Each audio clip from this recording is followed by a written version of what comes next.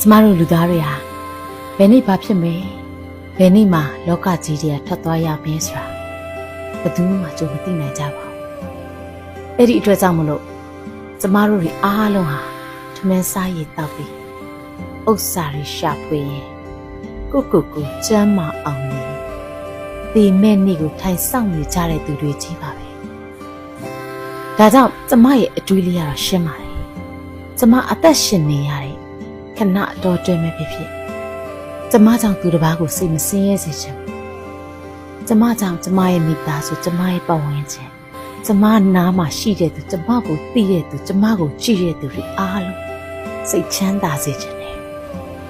အသက်ရှင်ရတဲ့ခဏလေးမှာကိုကြောင့်ဘယ်သူမှစိတ်ဒုက္ခမရောက်စေပဲငြိမ်းငြိမ်းချမ်းချမ်းလေးဖြတ်တန်းခြင်းလေ